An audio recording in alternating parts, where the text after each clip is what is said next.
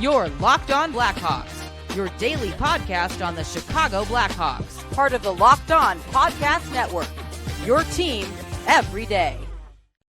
What is going on, everyone? Happy Thanksgiving. Welcome on into another episode of Locked On Blackhawks, part of the Locked On Podcast Network, your number one sports podcasting network where we bring you your team every day. I'm your host, Jack Bushman. You can go and check me out on Twitter at Jack Bushman2. Make sure to follow my Strictly Blackhawks account as well at Talkin' Hockey so you don't miss any of the latest Blackhawks news and updates. Once again, happy Thanksgiving, everyone. Hope your holiday is filled with some great food, friends, family, some wonderful football. Fingers crossed on that end.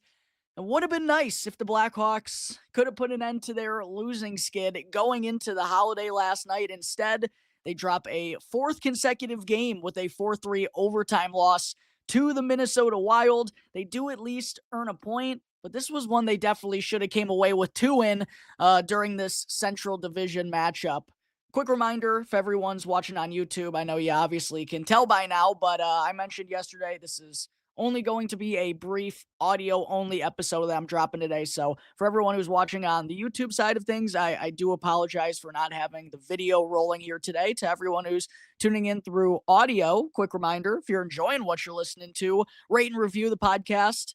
100% free on Apple Podcasts, Spotify, whatever it may be. Helps me out in a big way in growing my platform. But for those of you who are listening through an audio platform, no real change here for you on today's episode. But going to be a little bit of a quick one today, considering it is Thanksgiving. Got to get over to my aunt and uncle's house here in a little bit. But yeah, second straight game for the Blackhawks where they hosted, a red-hot Central Division opponent at the United Center and went on to outplay them for a majority of the contest, only for their losing skid to unfortunately continue. Very frustrating because they did a lot of good things once again last night, in particular, right out of the gate. Second game in a row where the Blackhawks came flying right from the opening puck drop. In the first period, I thought was one of their best and most dominant periods of the entire season. They ended up leading 28-9 in shot attempts, 16-5 in scoring chances, had 11 more scoring chances than Minnesota did in the opening 20,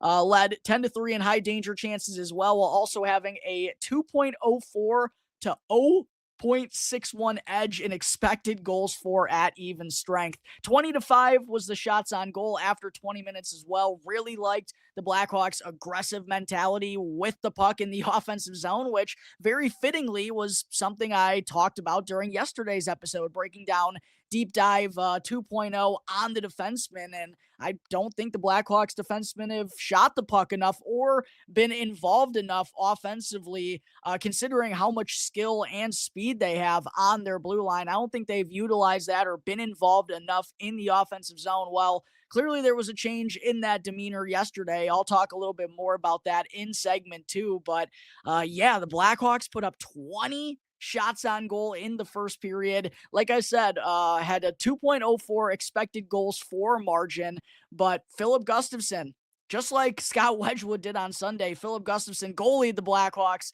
in that opening frame to keep the game tied 0-0. Blackhawks weren't able to capitalize on all of their good looks.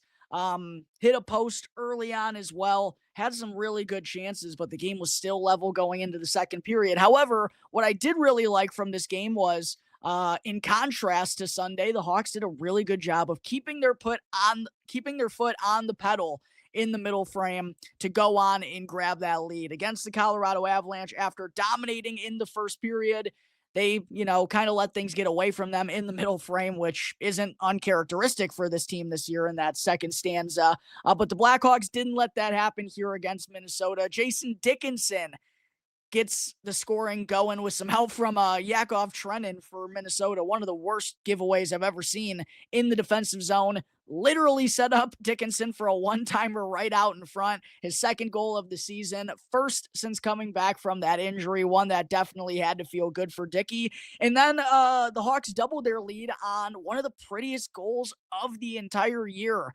Nice, crisp passing play off of the rush in transition. Tyler Bertuzzi, and it's funny because I was watching this play unfold up in the press box, and I was sitting next to Gail Kalchuk of the Hockey Writers, and this could have been a potential 2-on-1 rush for Connor Bedard and Tyler Bertuzzi, but with Bertuzzi not being the most fleet of foot out there, not necessarily known for his skating speed, Kirill Kaprizov was able to chase him down and negate that odd man advantage for Chicago. However, Bedard skates into the offensive zone. Nice play recognition by Bertuzzi to just kind of follow him and open himself up for the drop pass, which is what Bedard does. Then Bertuzzi sends it over to Sam Rinzel, who joined in on the rush over at the left dot, and he quickly receives the pass and then throws it over to Bedard back in front. Tic-tac goal passing play. Easy tap in for Bedard. Probably his easiest goal of the season so far.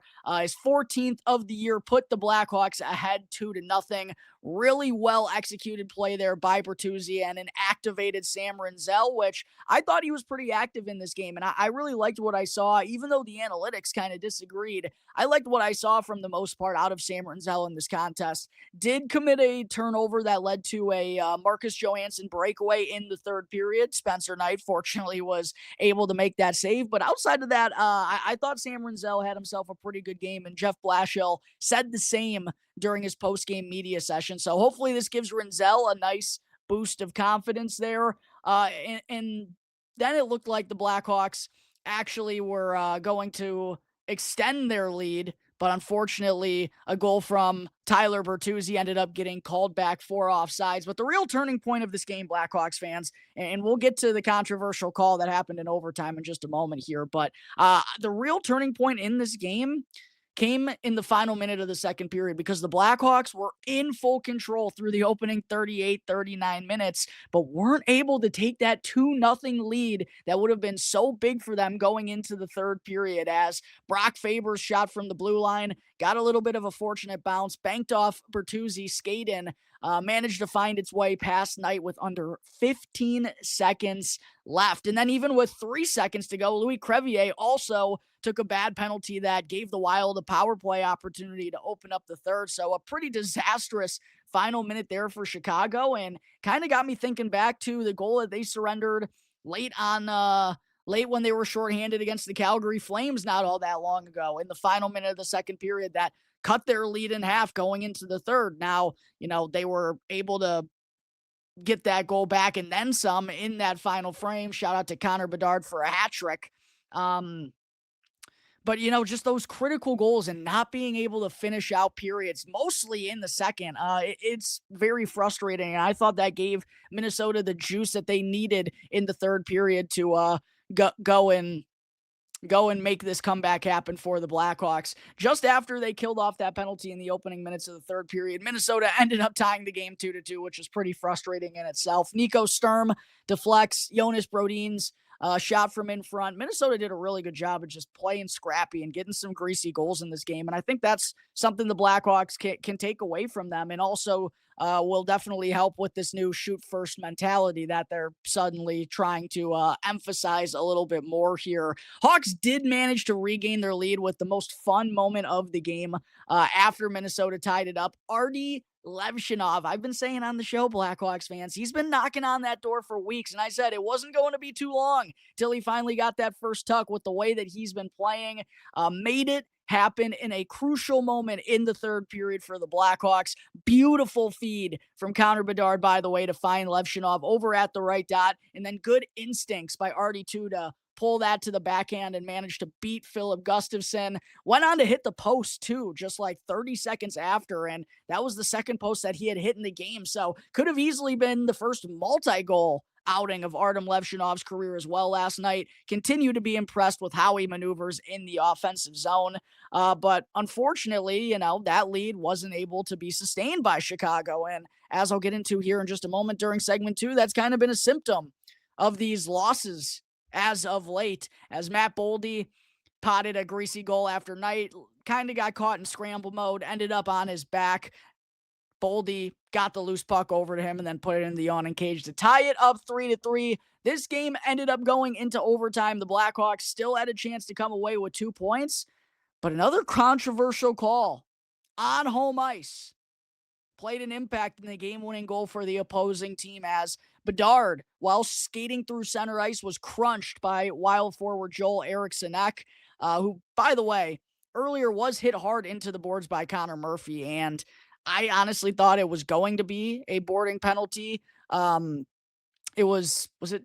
I think it was, it ended up being Trennan, I believe it was, who dropped the gloves with Connor Murphy after that hit. The officials weren't good for either side, I thought, last night, and let some things go late in the game after calling everything early up until this point in time when, after Bedard got checked hard by Joel Eriksson-Ek, Ilya Mikheyev responded by leveling him down to the ice. However, the puck was laying right next to Eriksson-Ek's feet, and he had momentarily played it like a split second before Mikheyev laid him out with that hit. But the referees apparently thought that it was interference. And Jeff Blashill, once again after the game, not even like having a biased perspective, saying, unless they change the call, that's not a penalty there. That's not interference. And I 100% agree with him.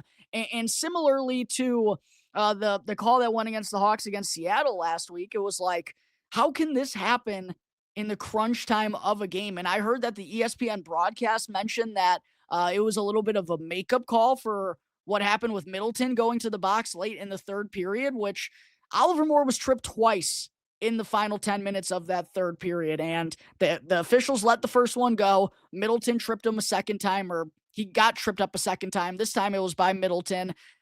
The Wild deserved to be in the penalty box late in the game. The Blackhawks did not deserve to be in the penalty box in overtime. And because, of course, Kirill Kaprizov, who was relatively quiet up until this point, goes and snipes home the overtime winner. Blackhawks losing streak reaches 4 games.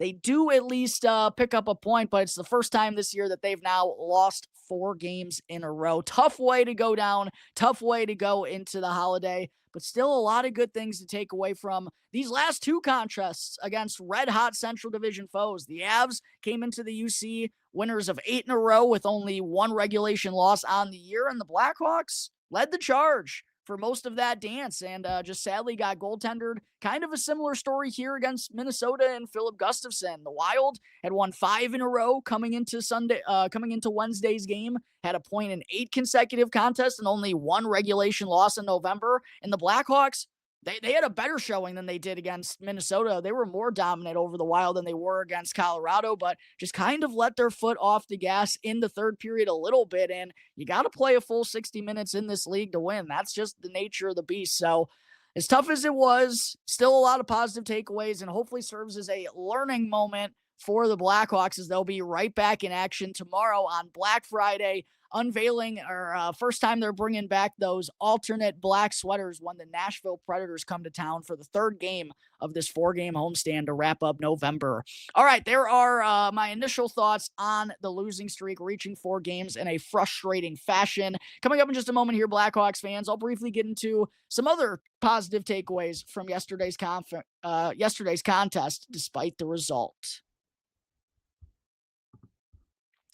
But first, I got to show some love to one of today's sponsors, which is FanDuel. The NBA season is here, and just like the Blackhawks, the Chicago Bulls are also off to a solid start, and there's no better place to get in on the NBA action than with FanDuel, the official sports betting partner of the NBA. Because even if you miss the start of a game or just want to ride the hot hand, FanDuel has live bets on everything from who will score next to fourth quarter comebacks. You can also wager on Matas Buzelis, Kobe White, and other key members of the Bulls. Plus, you can even combine your your live bets into a same game parlay for a shot at a much bigger payout. It keeps every game exciting, especially when your team's making that late fourth quarter push. And right now, FanDuel is giving new customers $300 in bonus bets to use when your first $5 bet wins. Go and head on over to FanDuel.com to sign up today and play your game with FanDuel, the official sports betting partner of the NBA.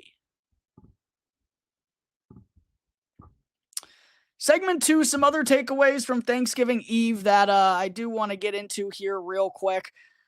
Blown leads, becoming a little bit of an issue for this young Blackhawks squad. They have blown leads in 3 of their last 5 losses, all coming of which in the third period. The New Jersey Devils game, they entered that third period tied up with New Jersey, grabbed the lead twice only to give it up both times, and then Simon Nemec went and capped off his hat trick in overtime to give the Devils the win. Then there was the game last week to Seattle, which, the officials certainly played a part in the final result. But the Blackhawks also did themselves no favors with how they played in those final 20 minutes after having a 2-0 advantage. And it was the same thing last night against Minnesota. I don't think they, were as hemmed into their own zone and played as poorly as they did against the Kraken here versus Minnesota, but it still wasn't the same way that they were going about their business in those first, 35 to 39 minutes. And as I just mentioned, it takes a full 60 to win in this league. There are no easy games, and particularly these last two, which have been coming against teams that are just playing incredible hockey here to close out the month of November. And this young group just has to find a way to batten down and execute in crunch time and get some of those clears. And like Jeff Blashill said after the game, just find ways to win these contests. They were doing a really good job of that earlier on in the year, and as of late, some things just haven't been going their way, whether it be the officials, whether it be the opposing goaltenders. And quite honestly, the Blackhawks, as frustrating as it is to blow some of these games, they were winning a lot of these close contested matchups earlier because of the way their goaltending was playing, right? A lot of opposing squads were getting goaltendered by Spencer Knight. So it's just kind of the way that things go back and forth. And especially with a young team, we knew there were going to be ups and downs throughout the course of the season. This is already the third time that the Blackhawks have lost 3 games in a row, but they've also shown their resiliency and shown their upside time and time again by going on 4-game point streaks, having a 6-game point streak until that game against Seattle. They just got to find it here a little bit, and that's going to be the real test for this young group that doesn't have a lot of experience with, the NHL schedule, the day-to-day grind that starts to take a toll more and more and more as each passing month goes by. But that's going to be, the fun part about figuring out what this Blackhawks team has. And I still give them a lot of credit because they deserve it for the way that they've played against some of the best teams in the league right now, Colorado and Minnesota, who are on 2 incredible runs. And they've been right there with them and probably deserve to win both of those games. So even though it stings that this losing skid has lasted 4 games, I do think underlying the underlying statistics and the way that they're going about their business in the long run is going to benefit them at some point in time here. So just got to figure out how to execute a little bit better in those third periods and close out the second period on a stronger note. My, oh my, killed the Blackhawks here recently.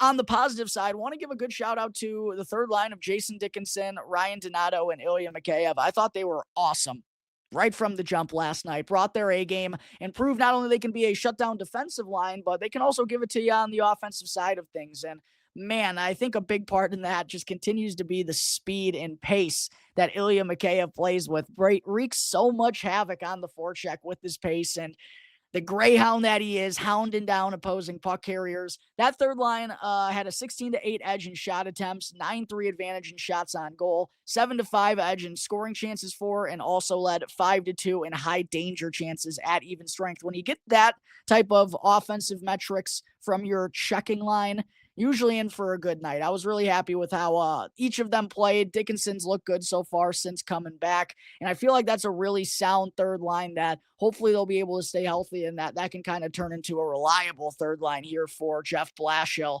Dickinson opened the scoring with the second goal of the year, but they easily could add a couple of more. Mikheyev set up Wyatt Kaiser just seconds into the contest for 2 real good scoring chances. Dickinson forced a turnover on the forecheck later to go and flip the switch and set up Mikheyev. Both of them did some good work on the forecheck to create scoring chances for each other. So real good stuff from the third line. If the Blackhawks can get impacts offensively from their depth guys like that, good things are going to come offensively. I also really love the Blackhawks shoot first mentality that they carried with them here early and often in this game. 20 shots on goal in the first period has to be the most they've recorded in the opening frame. And gosh, a handful of years ended up with 37 on the night, one of their highest outputs of the entire season. And Blashill talked going into this game about how he really wanted the team to carry more of a shoot first mentality in the offensive zone. Same thing I've been preaching here on the podcast. And it was really nice to see,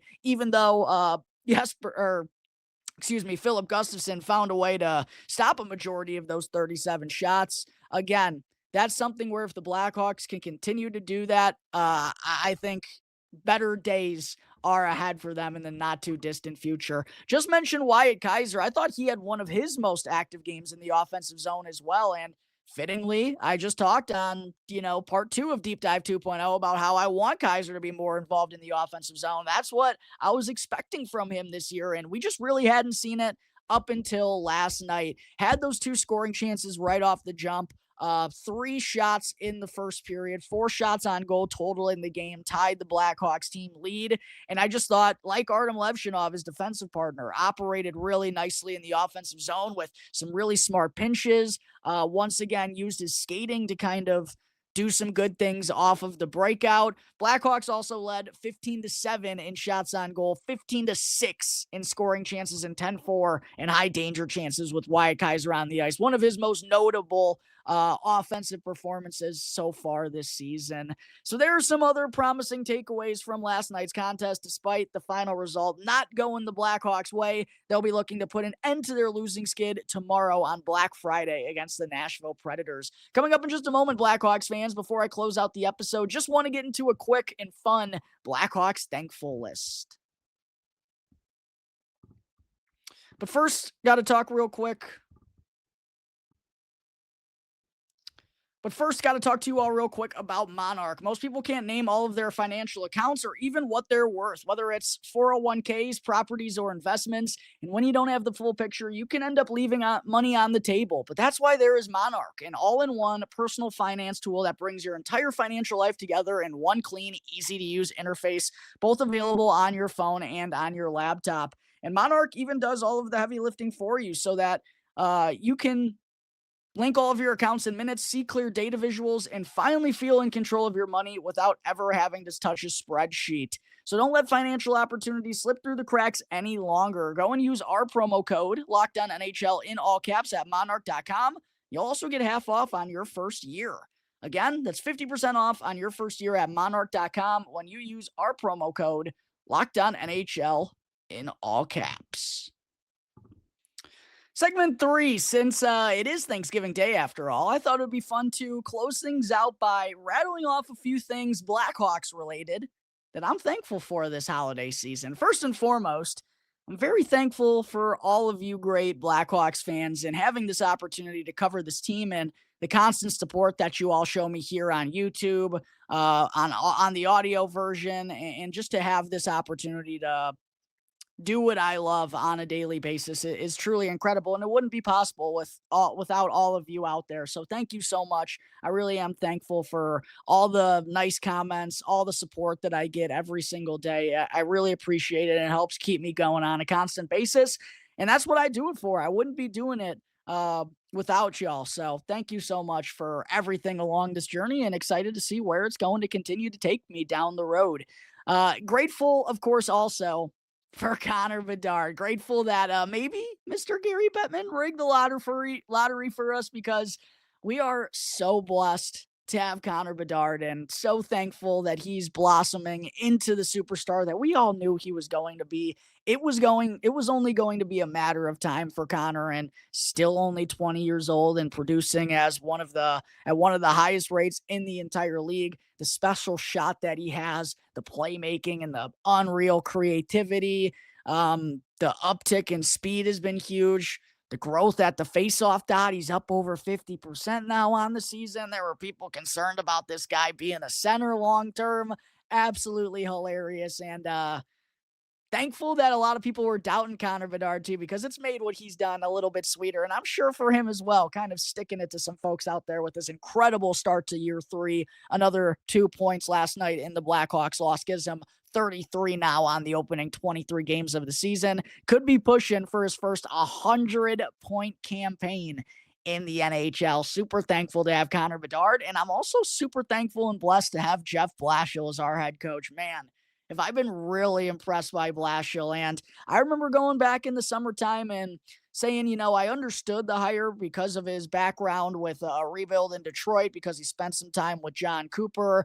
Did make a lot of sense for a lot of different reasons, but I also said that Jeff Blashill wasn't my ideal coaching candidate. Well, right from day one of training camp, I was so impressed with the tone that Blashill set in getting these guys to establish a real hard work ethic in the way they go about their business on the ice. And it's been reflected in their game on a consistent basis. And without Jeff Blashill coming in, boy, man, he has just made a world's of difference and allowed the Blackhawks to be competitive so consistently here through these opening 23 games. He's helped Connor Bedard take that next step and helped the Blackhawks as a whole take that leap in their rebuild that they really needed to take here after a handful of losing seasons in a row. And speaking of that, thankful that, we're also playing competitive hockey once again. Boy, it was tough watching this team the last couple of years, and to be competitive on a nightly basis just makes it so much easier to follow along with what they're doing. So very thankful that we're playing competitive hockey once again. Thankful that Kyle Davidson saw, what's unfolding in front of our eyes before anyone did. And thankful that his plan is turning out rather nicely here with the amount of prospects that he stockpiled. Such a deep prospect pool to think that how many more kids are going to be arriving on the scene these next couple of years should have us only more excited about the future of this team. Also, thankful that Tyler Bertuzzi is a Blackhawk. My, oh my, how good has Bertuzzi been this year? Along with Connor Bedard, a lot of the time on the man advantage, he's been crucial. Second on the team in goals, second on the team in points. A point per game player right now for the Blackhawks. I had a feeling it was going to be a big year for Bertuzzi, but I didn't think he had this level of play in store, and his grit along with the skill that he can provide has been essential in the Blackhawks top six. Also, thankful that Seth Jones wanted out of Chicago because the fact that he did led to the Hawks trading him and landed the Blackhawks their number one goaltender of the future, who I think is making a charge to be on the United States Olympic roster and is in the conversation for the Vezina Trophy as the best goaltender in the league through the quarter mark of the season. That's how good Spencer Knight has been. So very thankful to have Spencer and very thankful that Seth Jones wanted out, which, he of course helped the Florida Panthers win that Stanley Cup last year, but long-term wise, boy, oh boy, this looks like it's going to be a good deal for the Blackhawks, getting a number one goalie of the future along with another first-round pick. Speaking of first-round picks, also thankful that Oliver Moore fell all the way down to number 19, and I don't know if Moore is ever going to be, he's obviously so early in his career, but I'm not sure if he's ever going to be a consistent point producer. But regardless, he just plays the game the right way. And I know Jeff Blashill loves how he operates out there, using his speed like Ilya Mikheyev to hound down the puck, to create things offensively, go racing in the offensive zone. He is just going to be such a key piece of the Blackhawks' success with his jack of all trades kind of abilities. Power play 2 potential, can play on the penalty kill, defensive roles. His speed can be game-breaking offensively. So very thankful that Oliver Moore fell to number 19. And the last one that I have here in a long list of things that I could go through that I'm thankful for here, very grateful, again, for all of you great Blackhawks fans.